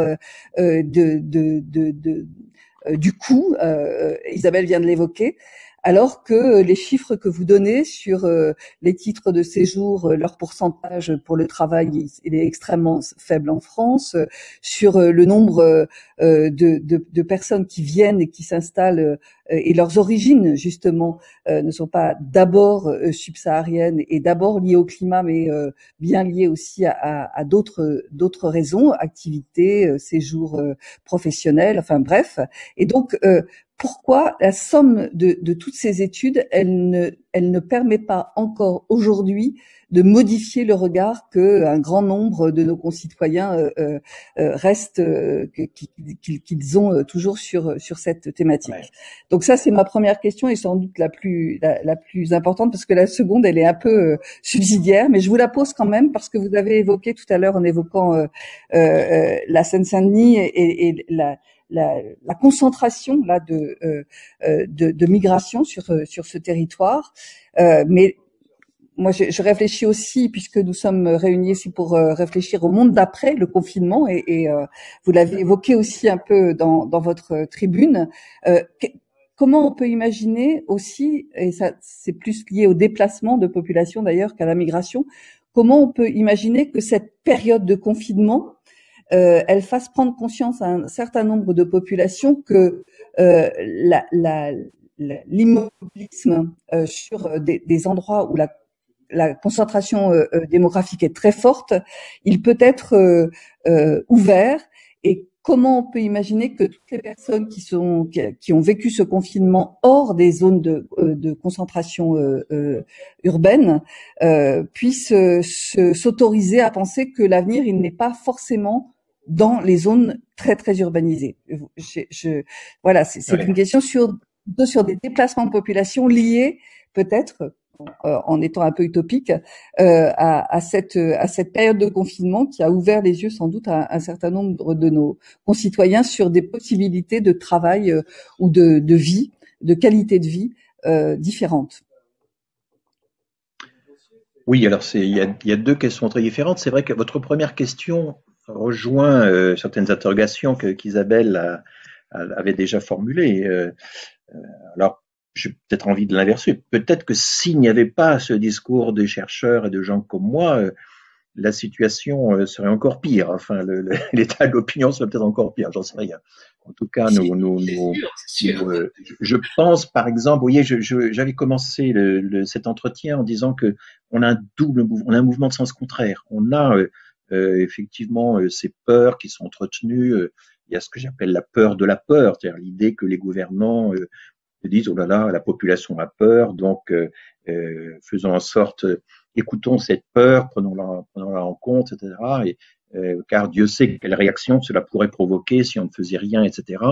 Et voilà, vous savez, c'est la phrase de Danton soyons terribles pour que le peuple ne le soit pas. Et alors c'est une justification de la terreur, ça a été de dire soyons voilà, pour éviter les lynchages, la peur, etc. Utilisons nous-mêmes la peur comme soyons terribles pour que le peuple ne le soit pas. C'est un argument qui est quand même assez souvent utilisé en substance. Soyons finalement pratiquons l'exclusion pour que les gens ne la pratiquent pas, ou finalement tout le monde va la pratiquer. Enfin, il y a une espèce de circularité dans ce genre d'argumentation qui me semble très dangereux politiquement, ça c'est certain. Je pense que il y a deux mouvements de sens contraires, donc disais-je, la rumeur, la peur, et puis l'autre côté quand même, le fact-checking, le travail considérable que font notamment les journalistes. Je trouve qu'il y a des journalistes quand même très scrupuleux, et je pense à des rubriques de fact-checking qui sont très bien faites. Il y en a plusieurs en France. Alors vous me direz, fact-checking, tout le monde en fait. Même le site du Front National a une rubrique de fact-checking du Rassemblement national, parce que chacun prétend redresser les informations des autres. Mais quand même, je trouve que notamment, je suis très frappé de voir que voilà, la prise en compte des chiffres, la statistique, tout ça, ça s'est beaucoup répandu par rapport à ce qui était le cas il y a 10-15 ans. Bon, je suis frappé de voir que je crois, enfin je vais peut-être vous choquer, qu'en moyenne quand même, les députés français, par exemple, sont plus familiers des chiffres qu'ils ne l'étaient il y a 15-20 ans, parce qu'il y a eu le renouvellement des générations, parce qu'il y a eu des gens mieux formés, parce qu'ils ont des métiers davantage engagés dans la vie pratique, voilà, enfin bon, le niveau d'éducation a monté. Bon, je suis peut-être optimiste en disant ça, mais vous avez raison, les peurs sont très faciles à exploiter. Entre un discours simpliste ou un discours voilà, expliquant que, par exemple, les immigrés seraient mieux traités que les nationaux, que les natifs du point de vue de la protection sociale, etc. Bon, on peut jeter ça et en une seconde, tout le monde comprend ou fait semblant de comprendre. Et nous, il faut qu'on rame derrière, que les économistes rament derrière péniblement pour trouver, essayer de savoir ce qu'il en est. Et il y a une dissymétrie entre l'ignorance qui tranche de tout, donc pour moi Zemmour est l'exemple achevé, c'est vraiment l'ignorance qui tranche de tout, et le discours savant qui essaie effectivement de rétablir les faits. Alors après, il y a tout le problème, je suis très frappé de voir que Marine Le Pen évoque constamment le bon sens. C'est un argument qui porte, mais le bon sens, c'est un héritage de Descartes. Alors Descartes disait, le bon sens, c'est la chose du monde à mieux partager. Il le disait avec une certaine ironie, en fait. Chacun se croit doté du bon sens. Mais l'héritage cartésien, c'est que, certes, le bon sens, ça aide, mais il faut aussi pratiquer le doute systématique et il faut le pratiquer avec méthode. Il faut les trois. Il faut le bon sens, il faut le doute systématique et il faut la méthode. C'est ça l'héritage cartésien. Or, on a affaire à des gens qui ne doutent de rien, qui savent déjà tout, qui jugent de façon extraordinairement rapide. Et voilà, c'est ce contre quoi je lutte, l'ignorance qui tranche de tout, qui est quand même qui a pris l'importance en politique, mais qui a aussi ses contre-feux. Je pense qu'on a quand même des contre-feux. Après, la deuxième question, c'était donc, rappelez-moi, il y a le micro. Oui, on t'entend pas. Remets ton micro. Rappelez-moi, oui, pardon. C'est presque une question subsidiaire. Je m'interroge sur l'après de ce confinement Ah oui, et peut-être sur les déplacements de population qui pourraient avoir lieu. oui, oui, oui. Bon, là, il faudrait interroger un bon géographe de la population, un économiste du logement, c'est des choses sur lesquelles on n'improvise pas si aisément. J'entends certaines personnes qui ont l'air de connaître leur affaire expliquer que le marché du logement va sans doute évoluer très fortement parce qu'il y aura une demande effectivement d'habitat plus déconcentré, plus dispersé, plus rural. Tout le monde a découvert la relative facilité du télétravail, puisque nous en sommes l'illustration là à l'instant. Bon, je ne sais pas. Là, pour l'instant, je m'abstiens quand même de faire des prophéties sur l'avenir. Cet épisode, tout le monde a été frappé par ça. C'est les grandes inégalités dans le rapport à l'espace. C'est quand même que les populations sont beaucoup plus rivées à leur espace, ont été obligées d'aller travailler. Ça, c'est la grande distinction qu'on faisait déjà dans les années 30. Il y a les gens qui travaillent voilà, avec la parole, avec le stylo, avec le télétravail. Et puis il y a ceux qui manipulent les corps, qui manipulent les matières, et pas toujours très nobles. Et il y a une très grande inégalité dans le rapport à l'espace. Et tout le monde ne peut pas. Effectivement, il y a eu, je sais pas, 15% des Parisiens qui sont partis se réfugier dans leur résidence secondaire. D'autres n'avaient même pas de résidence secondaire ou se réfugier. Donc, je pense qu'il faut à la fois évoquer l'avenir, mais s'interroger aussi sur tous ces écarts qui se sont creusés à la faveur de la crise, dont on n'avait pas toujours mesuré l'ampleur et sur lesquels la crise a jeté une lumière très, très crue. Il y a une question de Michel Debout et ensuite, donc j'ai une question de Michel Victory. Ce sera les deux dernières questions, si vous voulez bien, parce que là. Ah, et j'en aurai une troisième de Myriam. J'ai trois questions et après D'accord. Et on terminera là parce que je reçois des appels téléphoniques urgents. Voilà. Voilà. Bonsoir. Oui, bonjour. Du coup, Bonsoir. D'accord. Je suis trop long dans mes réponses. Bonjour. Bien. Bonsoir. Merci beaucoup pour votre exposé. Vous avez évoqué ceux qui repartent au pays d'origine pour la retraite. Moi, je voudrais aller un peu plus loin pour parler de ceux qui sont enterrés dans leur pays d'origine.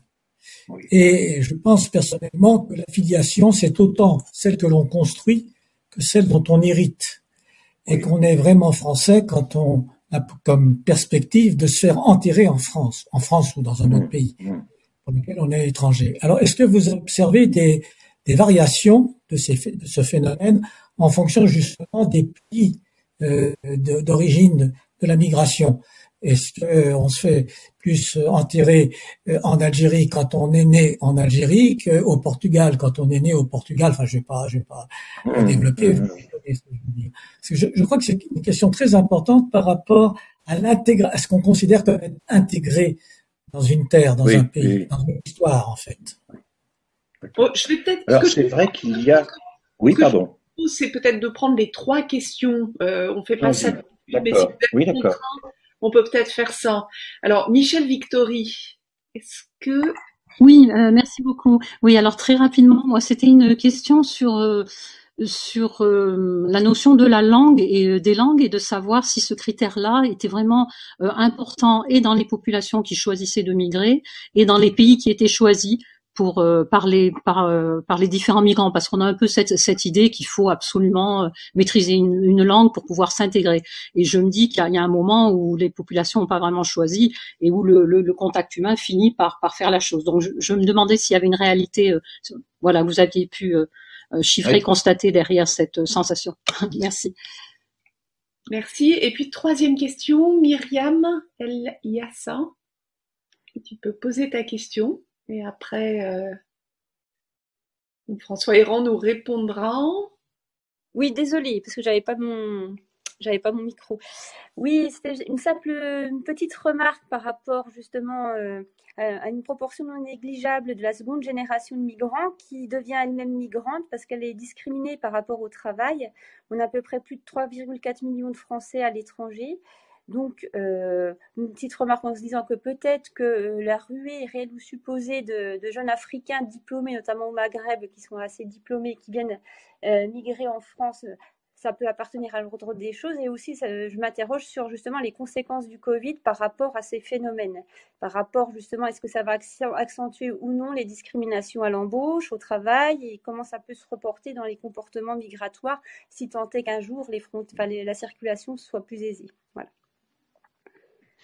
Alors, François Héran. écoutez, ce sont trois questions formidables. Il y a effectivement ce qu'on pourrait appeler des migrations posthumes, c'est-à-dire des retours au pays. Alors, on va avoir une indication assez intéressante d'ailleurs, parce que j'en parlais hier à des collègues. Vous savez qu'il y a un cimetière musulman à Bobigny, le long de l'hôpital Avicenne, une création des années 30. Et comme en ce moment les voyages par avion n'existent plus, du coup il y a un surcroît non seulement de décès liés à la surmortalité des immigrés dans 93, mais aussi liés au fait que les enterrements au pays ne sont plus. Donc on va peut-être avoir, en exploitant un peu les données du cimetière franco-musulman, et essayer d'en savoir un peu plus. On a des enquêtes dans lesquelles on pose la question de savoir est-ce que vous souhaiteriez être enterré au pays d'origine, etc. On voit bien que quand même d'une génération à l'autre, ça évolue, et que l'attachement à l'enterrement au pays d'origine était quand même lié à toutes ces populations pour qui la migration était un détour provisoire et pas un destin définitif. Mais c'est vrai qu'il y a certaines traditions culturelles qui font qu'il y a plus d'attachement à être enterré au pays d'origine dans certaines cultures que dans d'autres. Mais bon, je suis d'accord avec vous pour dire que c'est, faut pas exagérer parce qu'il y a bien d'autres critères, un critère d'intégration que évidemment notamment ce qui joue en fait souvent, c'est que on veut être enterré en France parce qu'on sait que les enfants vont vivre en France et du coup, veilleront sur votre tombe en France. Il y a aussi la continuité de la génération sur le territoire français qui est finalement l'argument suprême. Ensuite, la langue. Alors la langue, c'est vrai que pendant longtemps, quand vous regardez alors les critères d'assimilation qui sont exigés pour l'accès à la naturalisation, donc l'étape ultime en quelque sorte du processus d'insertion, d'intégration, traditionnellement, et ceci date des années 20, de 1927, la grande loi sur la naturalisation de 1927, qui était très ouverte. Il suffisait de vivre 3 ans en France pour avoir accès à la naturalisation sur demande. Et la langue a été figurée comme un des grands critères dans le questionnaire d'assimilation utilisé par les fonctionnaires qui instruisaient les demandes.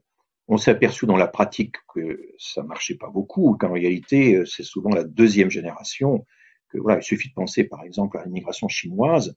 Quand Sarkozy avait fait sa mini-régularisation alors qu'il était ministre de l'Intérieur et qu'il a été effrayé de voir les chiffres que Yannick Blanc, qui travaillait à la préfecture de police de Paris à l'époque, lui annonçait, eh bien, on a changé en cours de route de critères. On a dit non, pour que les parents d'enfants scolarisés soient admis au séjour, il ne faut pas simplement que les enfants soient scolarisés et parlent français, il faut que les parents eux-mêmes parlent français. Alors ça a stoppé net le flux de régularisation, le petit flux de régularisation qui est en train de monter, parce qu'évidemment, comme à l'époque c'était la migration chinoise qui était la plus importante, notamment en région parisienne, eh bien, ils ne parlaient pas français et ça, c'était l'argument qui a permis de refuser le permis de séjour.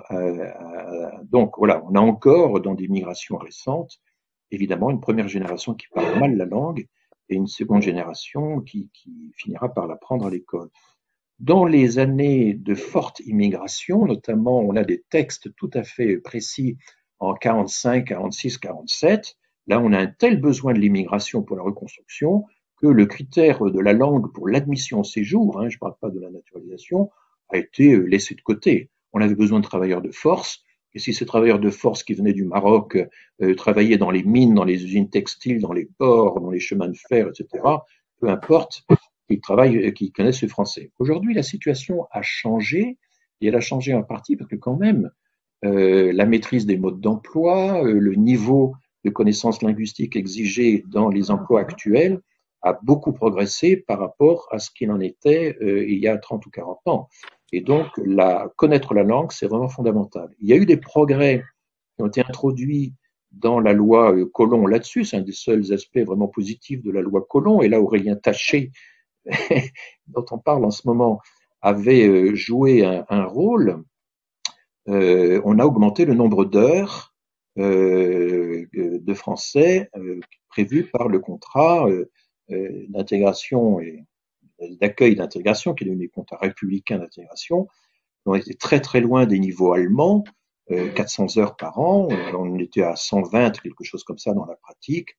On devrait se rapprocher de 200, mais c'est très difficile. C'est très difficile parce que ce sont des appels d'offres que lance l'Office français d'intégration et de l'immigration, et il faut trouver des prestataires capables de répondre à ces demandes, de satisfaire aux critères. Or, ce sont des associations ou des petites boîtes qui souvent n'ont pas été très aidées par les gouvernements depuis un certain nombre d'années. Et du coup, c'est très difficile de trouver de bons prestataires capables de former les primo-arrivants à la langue française. Il y a une évaluation qui a été faite par une chercheuse italienne, Alexia Lochmann, Lochman2n. On trouve ça dans mon séminaire au Collège de France. Elle a fait un exposé. Elle a évalué l'efficacité des cours de langue qui ont été donnés avant la réforme, avant l'application de la réforme. On ne sait pas encore dans quelle mesure elle a été appliquée. Et le résultat est très négatif. C'est-à-dire que les nombres d'heures étaient beaucoup trop courts. Les femmes en particulier s'interrompent très souvent pour des raisons familiales, pour des raisons diverses. Et puis les cours mélangent des personnes de niveaux très différents. Et donc au total, les gens ressortent très déçus parce qu'ils s'imaginaient à l'entrée qu'ils allaient apprendre assez vite le français. Et puis en fait, il faut beaucoup d'heures pour apprendre à parler correctement le français quand on vient d'un pays qui ne nous y prépare pas. Et puis par ailleurs, nos anciennes colonies, qui fournissent une part importante de nos migrants, ne sont plus aussi francophones qu'autrefois, et donc on a surestimé la francophonie des immigrés venant des colonies. Dernière question, alors ce sont des phénomènes qui sont observés dans certains pays comme le Canada, par exemple des migrants algériens qui ont passé un certain nombre d'années en France, ont été déçus par la France, ont été victimes de discrimination et se retrouvent au Canada, où il existe aussi, il y a des enquêtes sur les discriminations au Canada qui montrent que les Maghrébins, ils sont discriminés, mais pas du tout au même niveau que chez nous. On n'a pas, par exemple, les mêmes comportements de la police qu'en France, où tout ça a été parfaitement étudié, les interpellations en faciès sont vraiment, c'est une probabilité multipliée par 6, par 7, d'être interpellé dans les grands lieux de passage public quand on a le malheur d'être visiblement d'origine maghrébine ou africaine. Donc, arrivé au Canada, ils apprécient une attitude de la population qui est quand même très différente, une reconnaissance du statut d'immigré qui est beaucoup plus forte. Maintenant, l'impact du Covid sur tout ça, il va falloir, c'est vrai que les économistes aiment beaucoup la méthode du choc. Il y a un choc extérieur qui n'a rien à voir avec le phénomène qu'on étudie a priori. Qu'est-ce que ce choc provoque? La comparaison de l'avant et de l'après, c'est une condition vraiment très importante pour faire des études scientifiques solides. Je peux vous dire qu'il y a déjà plein de chercheurs qui s'intéressent à l'impact du choc sur quelles sont les populations qui sont vulnérables au choc, quelles sont celles qui résistent, quelles sont et notamment on voit bien par exemple que l'intérim, le travail par intérim a été en première ligne des décisions de chômage qui ont été de mise en. Vous voyez bien par exemple les employés d'Uber, des choses, des phénomènes de ce genre. Donc oui, manifestement, les populations immigrées et leurs enfants vont certainement subir le contre-coup de l'épidémie de virus beaucoup plus fortement que les autres. Et je ne parle pas de tous les problèmes de scolarisation, de décrochage, des problèmes alimentaires, etc., qui sont associés à tous ces phénomènes. Écoutez, merci beaucoup. Je ne sais pas si je vois qu'Olivier est là, mais je ne sais pas, Olivier, si tu veux dire un mot ou si ou bien si J'ai compris que François Héran était oui, un peu avait pressé. d'autres chats à fouetter que les socialistes, hein, et donc je veux le laisser à ses autres occupations, et je veux simplement le remercier. C'était très complet, très instructif, et comme ça a été dit par les uns et les autres, on va continuer à s'appuyer sur vos recherches qui sont extrêmement précieuses pour essayer de ramener le débat politique à la plus grande rationalité sur ces sujets-là. Donc j'ai commencé en vous disant merci, je vous dis merci à nouveau, et j'espère à très bientôt. Voilà. Saluer Boris Vallaud de ma part, parce que Oui. je le croise régulièrement dans différentes manifestations ou rencontres. Alors, C'est toujours avec intérêt. il m'avait chargé de vous transmettre, j'allais oublier de transmettre ses excuses, mais il était aux questions orales de Je l'Assemblée, sais donc bien. il n'a pas Oui, pu. vous me l'aviez dit. Vous me l'aviez dit. Oui. Merci beaucoup. Au revoir. Merci à vous, au revoir.